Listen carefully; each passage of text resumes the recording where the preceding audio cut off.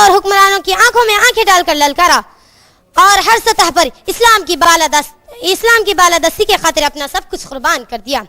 مگر افسوس کہ آج ہم نے ان کے کارناموں کو پس پشت ڈال دیا اور خیر امت کے امتیازی وصف کو یکسر فراموش کر دیا. باطل کے طوفان سے گھبرا گئے، حالانکہ مومن کبھی باطل کے طوفان سے گھبراتا نہیں. ہمارے عروج زوال کی مختصر تاریخ مولانا ابوالکلام آزاد اپنے سحر آفری الفاظ میں یہ فرماتے ہیں: آج تم زلزلے سے ڈرتے ہو، کبھی تم خود ایک زلزلہ تھے. آج تم اندھیرے سے کانپ جاتے ہو، معلوم نہیں کہ تمہارا وجود روشنی کا مینار تھا. ان بادلوں نے جب آسمان سے پانی برسایا تو تم بھگ جانے کے خدشے سے اپنے پنچ جھڑا لیے. وہ تمہارے باپ دادا تھے جو سمندروں میں اتر گئے، پہاڑوں کی چھاتیوں کو رند ڈالا، بجلیاں چمکی تو مسکرا دیے، بادل گرجے تو قہقہوں سے ان کا جواب دیا، آندھی آئی تو ان کا رخ پھیر دیا، زلزلہ اٹھی تو کہہ دیا کہ جاؤ یہ تمہارا راستہ نہیں. شہنشاہوں کے گریبانوں سے کھیلنے والے آج خود اپنے گریبانوں میں الجھے ہوئے ہیں اور اللہ تعالیٰ سے اس درجہ غافل ہو گئے کہ اس پر کبھی ایمان تھا ہی نہیں. یہ ایک مسلمہ حقیقت، محترم سامعات، یہ ایک مسلمہ حقیقت ہے کہ مسلمان بزدل ایمان ذلت دونوں ایک جگہ جمع نہیں ہو سکتے. مگر آج ہم ایمان کے دعوے دار بھی ہیں اور ذلت اور رسوائی سے دوچار. اس کی اصل وجہ یہ ہے کہ ہمیں اپنی ذمہ داریوں کا احساس نہیں رہا. آج مسلم معاشرے کو دیکھ کر آنکھیں خون کی آنسو بہاتی ہے، دل مضطرب و بے چین ہو جاتا ہے کہ جس قوم کو انسانیت کی رشد و ہدایت کے لیے وجود بخشا گیا، آج اسی قوم پر جمود و تعطل طاری ہے. معاشرے میں شرک و بدعت کے خلاف آواز اٹھانے والی قوم، آج اس قوم کے اندر ہی ہمت نہیں رہی. جبکہ رسول صلی اللہ علیہ وسلم کا ارشاد ہے: من را منکم منکرا فلیغیر بیدہ وان لم یستطع فبلسانہ وان لم یستطع فبقلبہ ذلک اضعف الایمان، رواہ مسلم.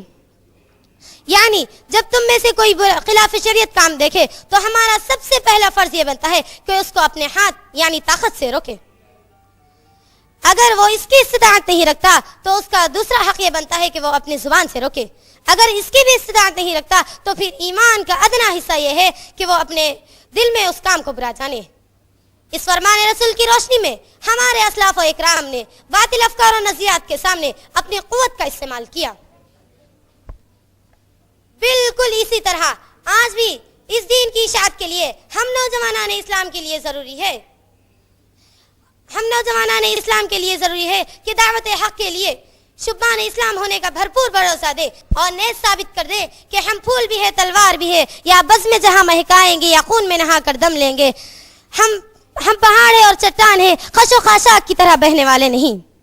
عالم برداران اسلام، ذرا غفلت کی چادر اتار کر اپنے گریبانوں میں منہ ڈال کر سوچو، آخر یہ تباہیوں کے بادل ہم پر کیوں؟ آخر مسلمانوں ہی کی عزت و ناموس خاک و آلودہ کیوں ہو رہی ہے؟ آج پوری دنیا اسلام ہی کو صفحہ ہستی سے مٹانے کی در پہ کیوں ہے؟ گنوا دی ہم نے جو اسلاف سے میراث پائی تھی، سریا سے زمین پر آسماں دے مارا ہم کو. اے غیور مسلم نوجوانوں، ذرا غور کرو. جب قوم کی کشتی گرداب میں تھی تو تم روشنی کا مینار تھے. جب قوم کے قدم ڈگمگا گئے تو تم اپنی جگہ چٹان کی طرح کھڑے تھے. جب قوم کی رگوں کا خون منجمد ہو چکا تھا تو تمہارے سینوں میں زندگی کے ولولے کروٹیں لے رہی تھی. آج بھی اگر پورے اسلام پر اتر جاؤ تو جان لو، ہندوستان تمہارا ہے، اللہ کی زمین تمہاری ہے. عزت و ناموس کے سنہرے ہار تمہارے گلے میں پہنائے جائیں گے. تم اپنے ہندوستان کے مجبور و بےکس 20 کروڑ بھائیوں کو وہی دعوت دو جو عرب کے ایک کمسن 17 سالہ نوجوان محمد بن قاسم نے راجہ داہر کے قیدیوں کو دیا تھا. اے چمنستان اسلام کے نولہانوں، چھوڑ دو اس عیش و عشرت کو، اتار دو کسب و افطرا کی ردا اور واعتصموا بحبل اللہ جمیعا ولا تفرقوا کے بندھن میں اپنے آپ کو جکڑو. لا الہ الا اللہ محمد رسول اللہ کو لوگوں کے دل پر ثبوت کر دو، کیونکہ باطل پرستوں نے دنیا میں آگ لگا دی ہے. محترم سامعات و سامعین، اب بھی اگر ہم یہ چاہتے ہیں کہ ہماری شان و شوکت دنیا میں پھر سے دہرائیں تو ضروری ہے کہ حق و صداقت کا اور شجاعت کا بھولا ہوا سبق پھر سے یاد کریں. شاعر کا قول ہے: سبق پھر پڑھ صداقت کا، شجاعت کا، عدالت کا. سبق پھر پڑھ صداقت کا، شجاعت کا، عدالت کا، لیا جائے گا تجھ سے کام دنیا کی امامت کا. آخر میں اللہ تبارک و تعالیٰ سے دعا ہے کہ اللہ تعالیٰ ہم کو کہنے والوں کو کہنے سے زیادہ اور سننے والوں کو سننے سے زیادہ عمل کرنے کی توفیق عطا فرمائے اور دین کے لیے کمر بستہ ہو کر دعوت دین میں کام انجام کرنے کی توفیق عطا فرمائے. آمین ثم آمین. وآخر الدعوانا والحمد للہ رب العالمین وما علینا الا البلاغ المبین. والسلام علیکم ورحمۃ اللہ وبرکاتہ. اب اس کے بعد میں دعوت دیتی ہوں فرزانہ بنت فضل اللہ بیگ کو، جن کی تقریر کا عنوان ایک بہترین ہے اور پرجوش ہے. سنت صحابہ اکرام کی نظر میں کسی شاعر نے کیا ہی خوب کہا، بکھرے تو زمانے میں آ گئے، بکھرے تو زمانے میں آ گئے، موجود ہو تو زمانے پہ چھا گئے. یوں تو تعداد 313 کی تھی، جب رازن ہو تو دنیا پہ چھا گئے. اب میں انہیں دعوت دیتی ہوں کہ وہ آئیں اور اپنی تقریر کو پیش کریں. السلام علیکم ورحمۃ اللہ وبرکاتہ. نحمدہ ونصلی علی رسولہ الکریم. اما بعد. عزیز سامعات، سب سے پہلے میں اس اللہ وحدہ لا شریک کا شکریہ بجا لاتی ہوں جس نے ہمیں 360 جوڑوں سے نوازا. اس اللہ کے لیے تمام تعریفیں ہیں جو ہمارے لیے خاتم النبی صلی اللہ علیہ وسلم کو دین حق کے لیے بھیجا، اور اس اللہ کے لیے تمام تعریفیں ہیں جو مردہ زمین کو زندہ کرتا ہے. اس کے بعد لاکھوں کروڑوں درود و سلام کا نزول ہو میرے اور آپ کے آقا محمد صلی اللہ علیہ وسلم پر، جو صادق المصدوق تھے، یعنی سچی بات کہتے تھے اور سچی بات کہنے کا حکم دیا کرتے تھے.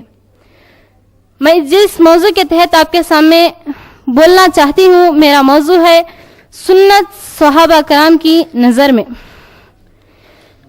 رسول صلی اللہ علیہ وسلم سے محبت اور الفت ایمان کا حصہ بلکہ عین ایمان ہے.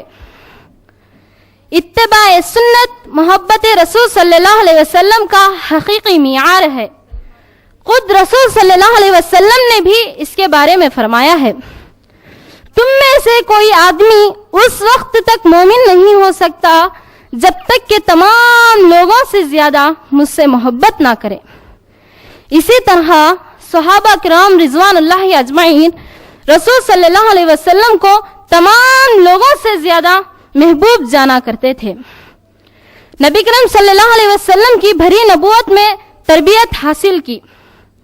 وہ صحابہ جو انتہائی خوف اور دہشت کے ماحول میں سخت ترین آزمائشوں کے باوجود رسول صلی اللہ علیہ وسلم کی دعوت پر ایمان لائے.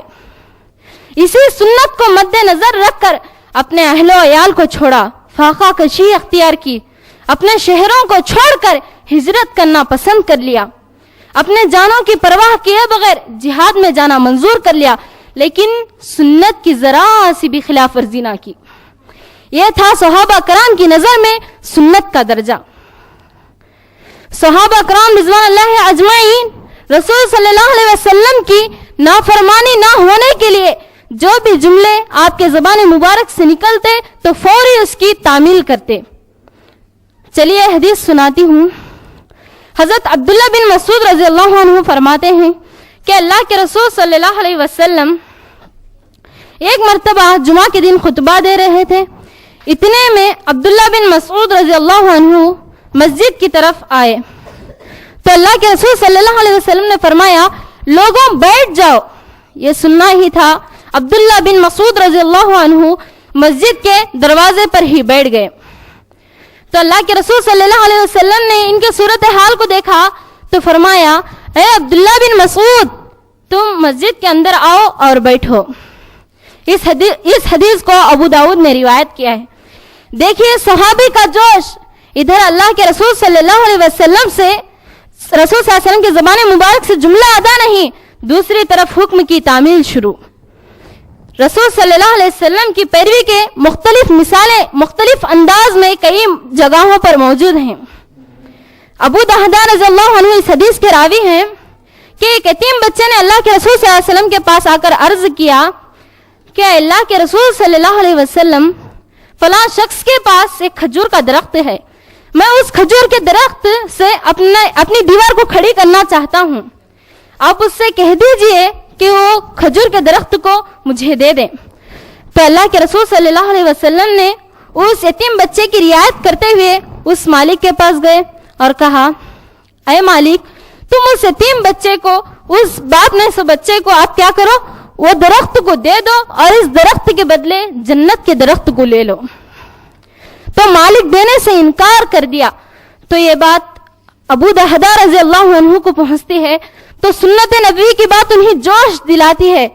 تو فوری وہ مالک کے پاس جاتے ہیں اور کہتے ہیں، اے مالک، میں تجھے اس درخت کے بدلے میرا باغ اور باغ میں جو گھر ہے اسے بھی دے دیتا ہوں، تو وہ درخت مجھے دے دے۔ یہ سننا ہی تھا، مالک درخت دینے کے لیے تیار۔ وجہ کیا تھی؟ ابو دہدہ کے باغ کے کھجور اس دور میں بہت ہی عام تھے۔ تو ابو دہدہ رضی اللہ عنہ اس سے اس درخت کو لے لی، اس یتیم بچے کو دے دی، اور اللہ کے رسول صلی اللہ علیہ وسلم کے پاس تشریف لے گئے اور کہا، اے اللہ کے رسول صلی اللہ علیہ وسلم، میں نے اس درخت کو لے لی اور جس کو اس کی ضرورت تھی اسے دے دی۔ تو اللہ کے رسول صلی اللہ علیہ وسلم نے فرمایا، اے ابو دہدہ، تم نے اس باغ کے بدلے جنت کا باغ خرید لیا۔ تو ابو دہدہ اپنی اہلیہ کی طرف جاتے ہیں اور کہتے ہیں، اے امی دہدہ، اس باغ سے باہر نکلا، میں نے اس باغ کے بدلے جنت کے باغ کو خرید لیا ہے۔ دیکھیے ان کے اہلیہ کا جواب، اے ابو دہدہ، تم نے کتنا بہترین سودا کیا۔ اس حدیث کو احمد اور طبرانی نے روایت کیا ہے۔ جب بھی رسول صلی اللہ علیہ وسلم صحابہ کو کسی کام کا حکم دیتے تو فوری اس کی تعمیل شروع کر دیتے۔ کہ اللہ کے رسول صلی اللہ علیہ وسلم ایک مرتبہ نماز پڑھا رہے تھے، تو صحابہ پورے پیچھے نماز پڑھ رہے تھے، تو اللہ کے رسول اپنے جوتے مبارک کو اتار پھینکا، تو صحابہ بھی اپنے جوتے اتار پھینکے۔ تو اللہ کے رسول صلی اللہ علیہ وسلم نماز ختم کرنے کے بعد دریافت کیا، اے صحابہ، تم نے اپنے جوتے کیوں اتار دی؟ آپ کے اتارنے کی وجہ کیا تھی؟ میرے جوتے اتارنے کی وجہ یہ تھی کہ میرے جوتوں میں غلاظت تھی، آپ کس لیے اتارے؟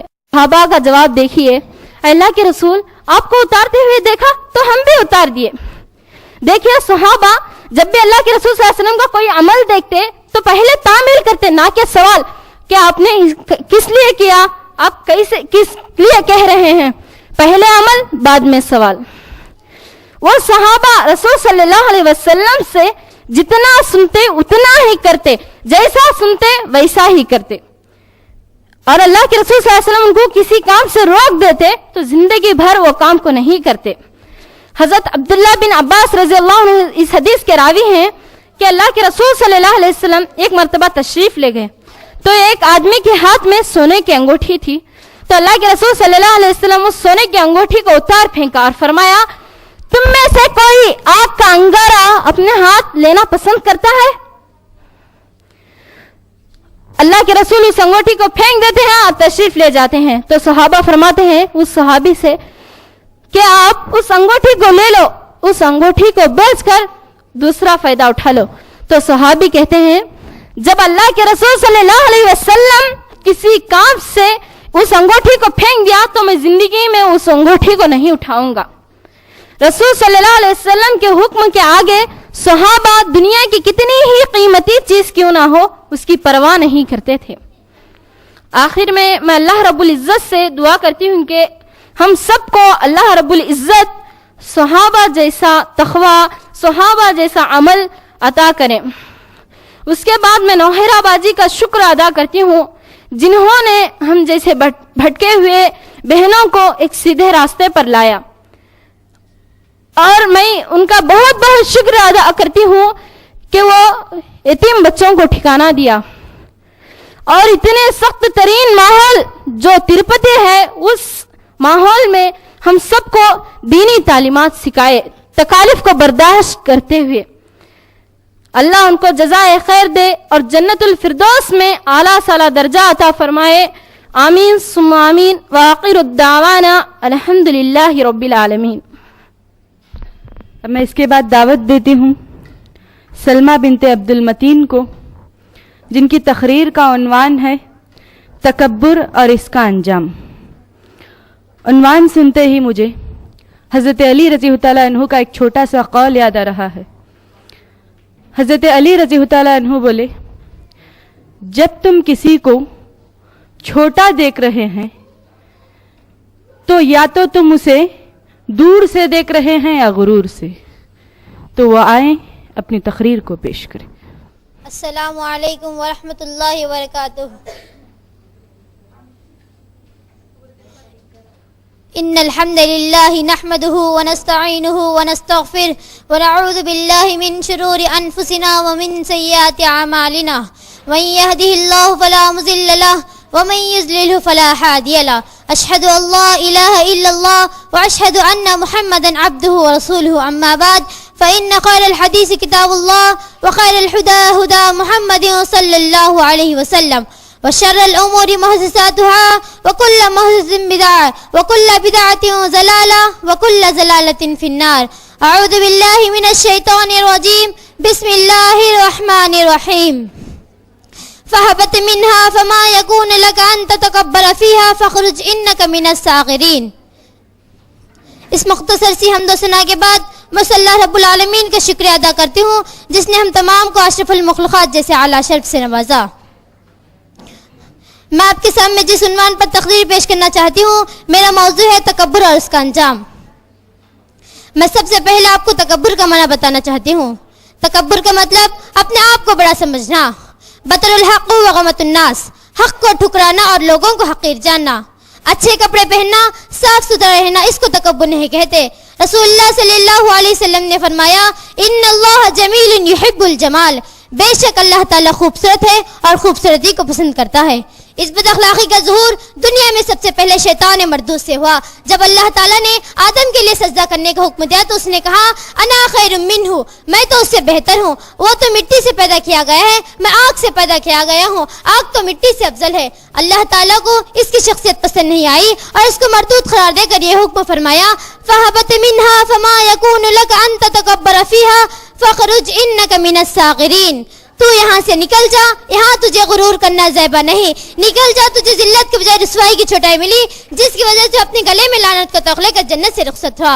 رسول اللہ صلی اللہ علیہ وسلم نے فرمایا لا يدخل الجنة أحد في قلبه مثقال حبة من خردل من کبر، جس کے دل میں رائی کے دانے کے برابر بھی تکبر ہو وہ جنت میں ہرگز داخل نہیں ہوتا۔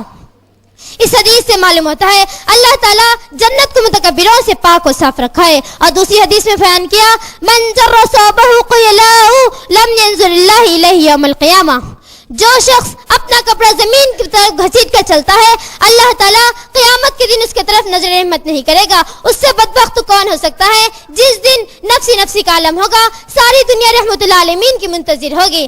انسان ایک اخیر نطفے سے بنایا ہوا ہے، اس کو ہرگز عزت نہیں دیتا کہ وہ زمین پر کھڑ کر چلے۔ قرآن کریم میں قارون کا قصہ مشہور ہے، وہ اپنی محلات کے ساتھ زمین میں دھسا دیا گیا۔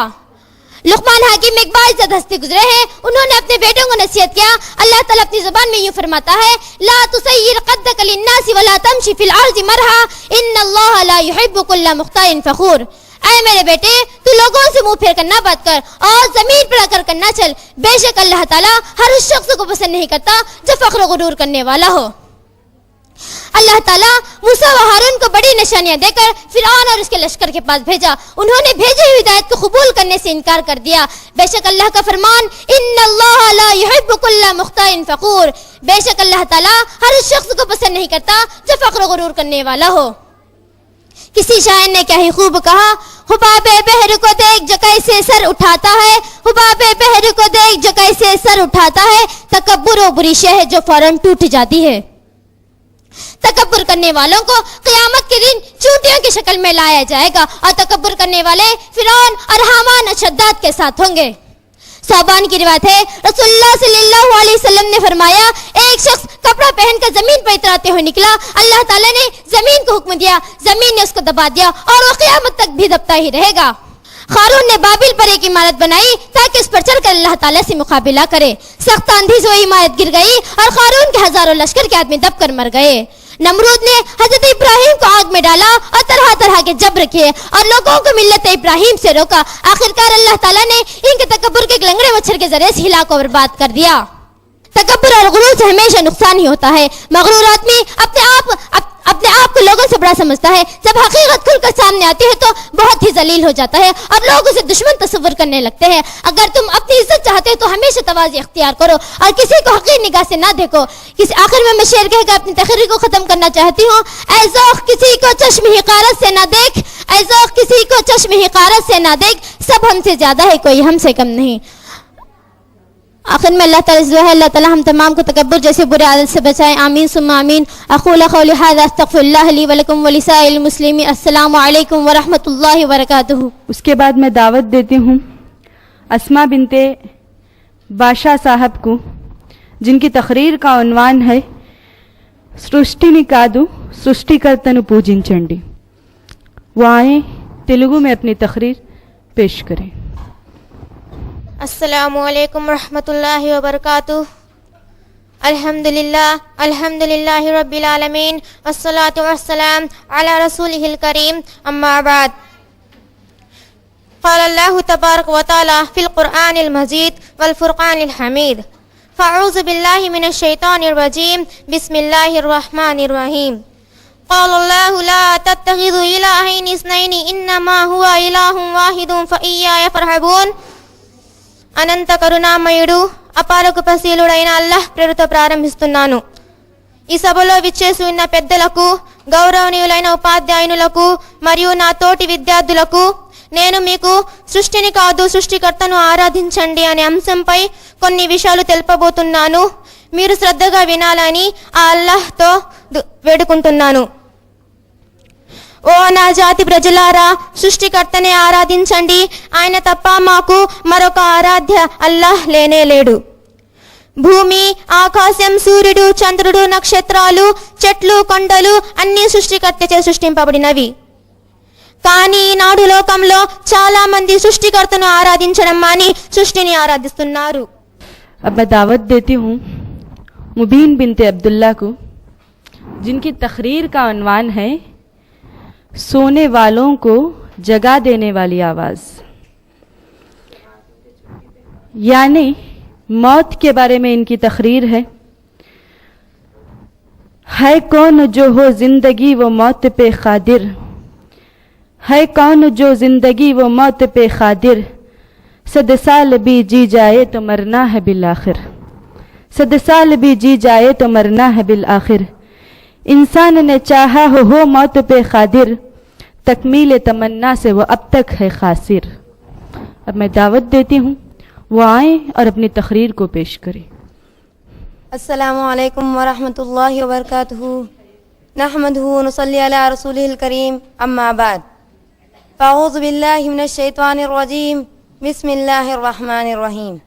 या अय्युहन नास इत्तक़ू रब्बकुम इन्ना ज़लज़लतस साअति शैउन अज़ीम. मैं सबसे पहले उस अल्लाह रब्बुल आलमीन का शुक्रिया बजा लाना चाहती हूँ जिसने हम तमाम को अक्ल सलीम से नवाजा. उसके बाद अनगिन दरूद सलाम का नुज़ुल हो हमारे आखिरी नबी जनाब मोहम्मद रसूलुल्लाह सल्लल्लाहु अलैहि वसल्लम पर. अज़ीज़ सामियात, आज मैं आप लोगों के सामने तकरीर पेश करना चाहती हूँ. मेरे तकरीर का उन्वान है सोने वालों को बेदार करने की आवाज़. रब्बे ज़ुल जलाल का इरशाद है या अय्युहन नास इत्तक़ू रब्बकुम इन्ना ज़लज़लतस साअति शैउन अज़ीम. लोगों, परवरदिगार से डरो, बिलाशुबा क़यामत का ज़लज़ला बहुत ही बड़ी चीज़ है. ए गाफिल इंसानों, ए अपने अंजाम को भूलने वाले इंसानों, होशियार हो जाओ. क्या तुम्हारे कान में अब तक ये आवाज़ नहीं पहुँची? रब्बे ज़ुल जलाल का फरमान है वमा इंदकुम यंफदु वमा इंदल्लाहि बाक़िन. तुम्हारे पास जो कुछ है सब फानी है और अल्लाह रब्बुल आलमीन के पास जो कुछ है सब बाकी है. ऐ बुरी चीज़ों की फिक्र करने वाले इंसानों, ऐ दूसरों की चीज़ों पर फख्र करने वाले इंसानों, सुन लो, जितनी चीज़ें तुम्हारे पास हैं एक दिन ख़त्म होने वाले हैं. यह दुनिया हमेशा रहने का घर नहीं, बल्कि रब्बे ज़ुल जलाल का फरमान